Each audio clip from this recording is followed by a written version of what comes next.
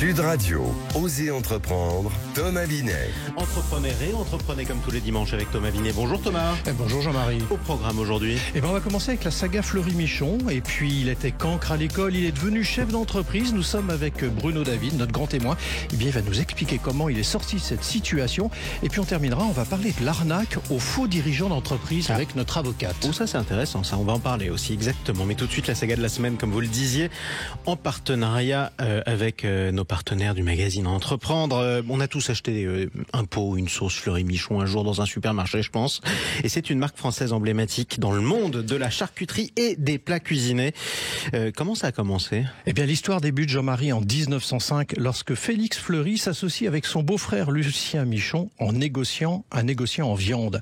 Ensemble, ils fondent les établissements Fleury et Michon et installent leur bureau aux Halles de Paris. Malheureusement, la Première Guerre mondiale interrompt leur activité.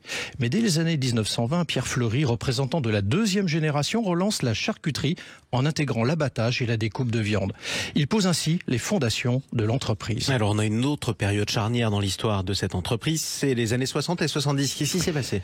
Dans les années 60, Fleury-Michon se lance dans le libre-service, révolutionnant la distribution de charcuterie. En 1974, en s'inspirant des techniques des grands chefs étoilés comme Trois Gros et Bocuse, la marque introduit des plats cuisinés frais et cuits lentement sous vide. Cela permet à Fleury-Michon de se diversifier et d'élargir sa clientèle. En 1987, il collabore avec le chef Joël Robuchon, un partenariat qui va transformer leur entreprise et renforce ainsi leur engagement vers la qualité nutritionnelle. Et avec une sacrée image, c'est une belle évolution. Dans les années 2000, la dynamique actuelle de la marque aussi, ça donne quoi ? Dans les années 2000, Fleury-Michon s'introduit en bourse tout en conservant un esprit familial. Ils innovent en lançant des gammes avec moins d'additifs et s'engagent pour une alimentation saine avec des recettes équilibrées.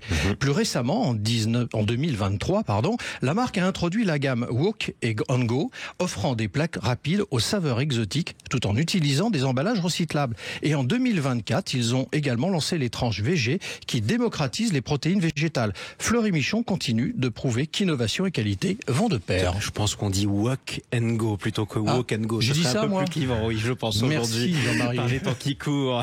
Et Thomas, tout de suite, je vous propose d'accueillir votre grand invité, le grand témoin de la semaine, c'est Bruno David. Bienvenue sur Sud Radio. Merci.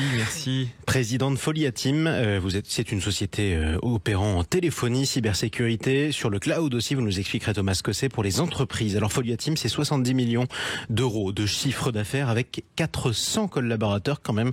Bienvenue, vous êtes l'invité de Thomas Binet. On va revenir à l'origine de l'origine, la vôtre, Bruno. Vous vous définissiez comme un cancre à l'école, j'ai dit dans le lancement de l'émission. Vous avez redoublé le cours préparatoire. Vous étiez dernier de la classe jusqu'en 5e. Ça commence bien, hein. Ouais. Je vois votre sourire. Et puis en 4e, ça bascule du bon côté. Mais comment vous avez vécu cette première période, forcément difficilement, et comment vous en êtes sorti surtout ? Ouais, j'ai eu la chance d'être bien entouré. J'avais des amis qui étaient là pour me soutenir, une famille très proche aussi, et puis un super prof de sport. Mais je pourrais en parler davantage. Ouais, tout à fait. Mais ce qui va être le déclencheur, quand même, c'est votre passion pour les échecs, parce que ça, c'est un cas quand même intéressant dans votre parcours. Et la question justement de votre prof et de votre entourage probablement aussi, c'est comment peut-on être premier à des concours d'échecs, parce que ça a été votre cas, et être également le dernier de classe, ce qui est antinomique selon votre entourage. Effectivement, je crois que les échecs ont un peu sauvé ma vie scolaire. J'étais un peu en chômage scolaire, si je puis dire. D'accord. Et effectivement, la lueur des sports est arrivée par les échecs. C'était, je crois, la seule matière, si je puis dire, qui était une matière dans laquelle là je pouvais en tout cas m'épanouir et montrer finalement, briller un petit peu. Et ce qui m'a redonné espoir en fait dans mes capacités à finalement, pourquoi pas rattraper mon retard, notamment en mathématiques. Et ça, c'est effectivement mon prof de sport qui m'a dit: Bruno, tu peux pas être le plus nul de la classe en maths et dans d'autres matières et en même temps réussir à être le meilleur de ta classe aux échecs. Si tu veux, je t'aide. Donc c'est une anomalie qu'il décèle en vous et il va vous aider en vous donnant des cours le soir, et à partir de ce moment-là, la bascule se produit et c'est en classe de 4e que vous commencez à mieux performer. Exactement. C'est vrai que alors mon prof de sport, moi j'ai pas eu de père, donc c'était le sport, c'était presque toute ma vie. Donc j'adorais mon prof de sport. Donc il me donne la possibilité de bosser les maths. Et puis finalement, en bossant les maths, je commence à avoir des notes qui remontent. Et donc là, l'espoir est revenu. Mes amis m'ont aidé. Et puis effectivement, la magie s'est un peu opérée à ce moment-là. Ouais. Jusqu'au point d'ailleurs où vous allez faire des études très convenables derrière, parce que vous allez devenir ingénieur. Vous ferez une école donc d'ingénieur et vous ferez HEC entrepreneur. Ouais, voilà. Donc ça, c'était un peu ma revanche, on va dire. Et puis aussi pour remercier un peu finalement les gens qui m'avaient aidé. Les maths m'ont effectivement permis de remonter la pente, progressivement les maths, puis la physique, l'école d'ingénieur.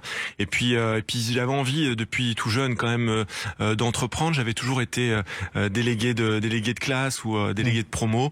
Et donc je me suis dit faut que tu entreprennes et quoi de mieux pour entreprendre que de rentrer à HEC entrepreneur. Et comme j'étais quand même plutôt un homme de défi, je me suis dit allez, même pas peur, on va essayer de rentrer à HEC.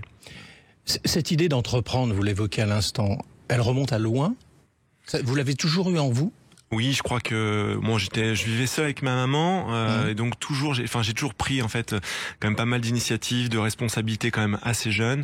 Et puis finalement au fur et à mesure de mes études, j'ai toujours été dans la création ou dans le commerce. Depuis que je suis tout petit, je vendais souvent mes services dans l'informatique en essayant d'aider des copains à remonter leur PC ou en revendant des PC. Et puis donc finalement entreprendre, oui, c'était un peu dans ma nature. J'avais monté une association de street hockey aussi quand j'étais en école d'ingénieur.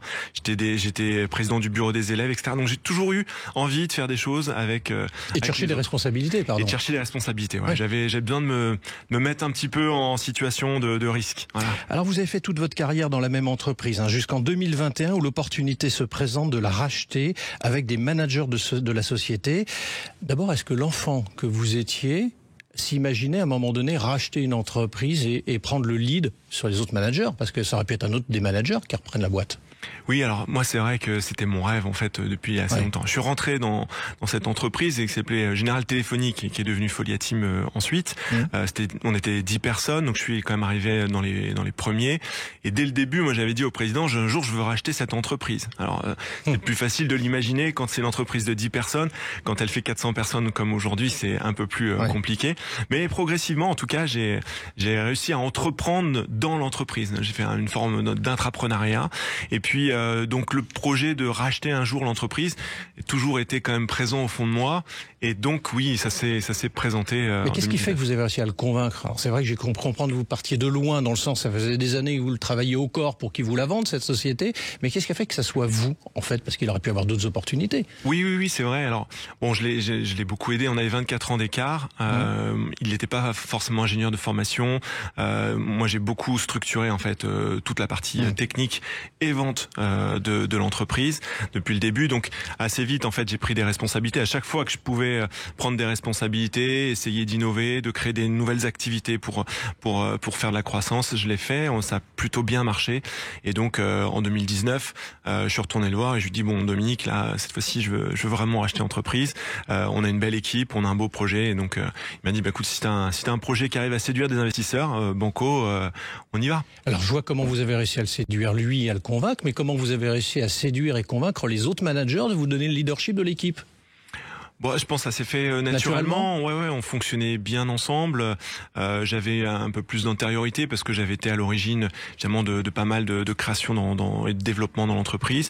Et puis on avait une bonne équipe, voilà. Et puis bon, ça marchait bien. Donc ça s'est fait assez naturellement, ouais. Alors une ultime question pour vous, Bruno David. Vous avez créé un comité de jeunes talents dans l'entreprise. Est-ce que c'est votre réponse quelque part aux premiers pas qui ont été difficiles pour vous dans votre existence?